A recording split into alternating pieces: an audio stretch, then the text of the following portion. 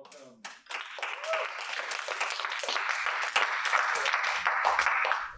Okay, so my title is Raising Awareness and Lowering Barriers, and my article that I read about was written by Doris Salcido, and she was a Colombian artist who worked in a period of a lot of political and gang violence in Colombia, and well, a lot of what her article talked about was that she wanted to give the voice to victims who never had the chance to do it herself. So whether it was like people who died, who are community leaders, or just otherwise a part of this conflict, she gave them a really big voice and kind of brought their stories into the eyes of the public.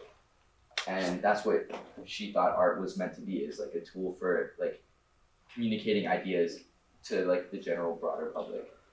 And the artist that I chose to compare or like relate to in this topic is Keith Haring. And he was an artist born in Pennsylvania in a small town, who then later moved to New York and kind of discovered himself. He realized he was a gay man, I think sometime in the 70s. And then he kind of had a lot of his work done in public spaces. Like he would go into the subway and draw on the advertisements, little characters and figurines. And a huge part of his philosophy was bringing like high art into the hands of the public. And I thought that was a great way to relate both of them.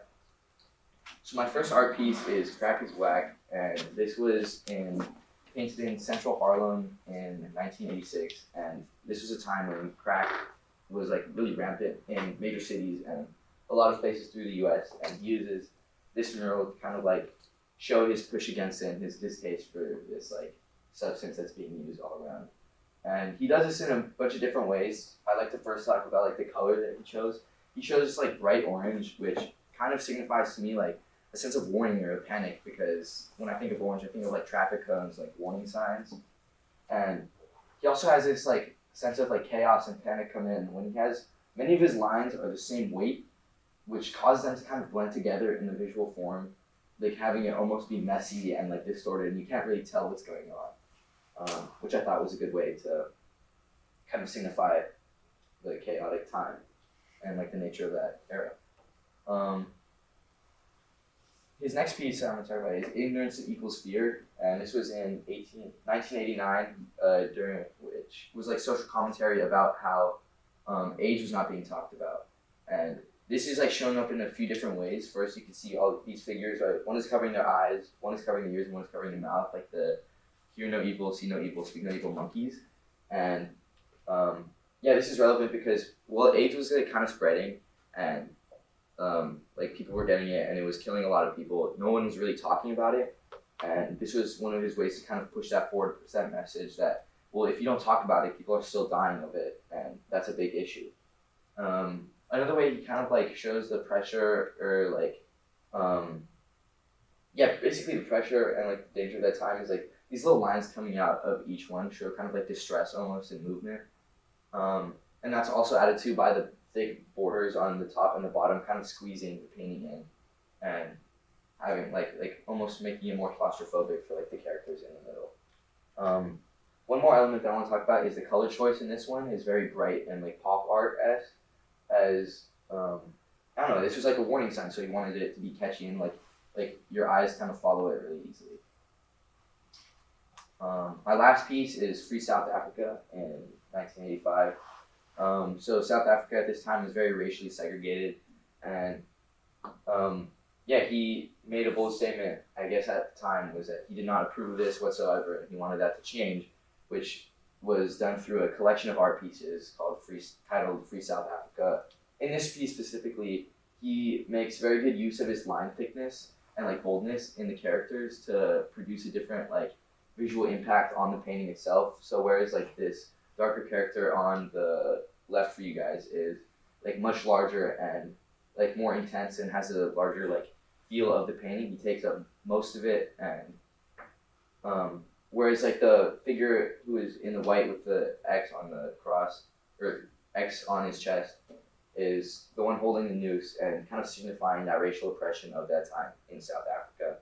And yeah, no, his message is very clear. He wants to free South Africa and probably make it less racially divided than it was at the time. Yeah, similar things you can see in this painting as the other ones. He's got the lines coming out of the characters, which signifies like kind of movement and also can be used as like an emphasis. So as you see around the neck, there's a noose, and it's emphasized by the lines coming out, even though it might not be moving itself.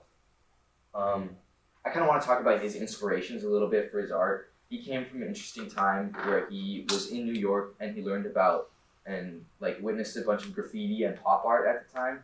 And this was a very interesting mix of the two, especially considering that he was almost a graffiti artist himself because he was painting a lot of the times on public property, on the subways, in the spaces where he could fit it in order to get it to the general and broad public.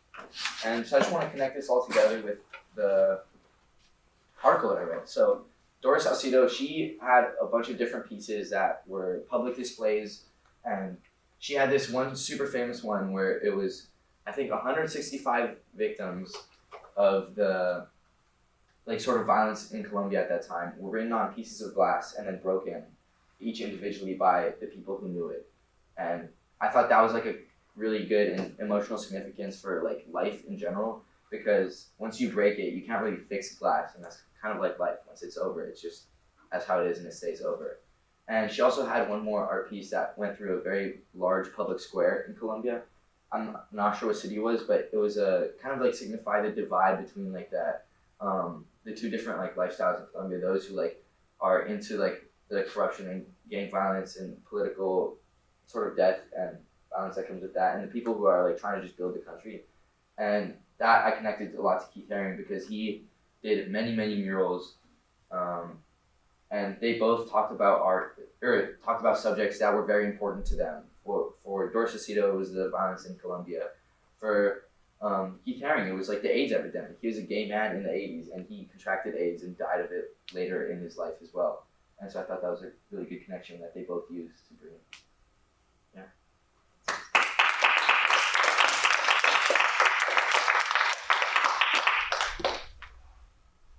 All right, audience. Questions, comments, compliments? I like how like simple your slides were because it made it like really focused on like the paintings, and also the way you like described the paintings made a lot of sense.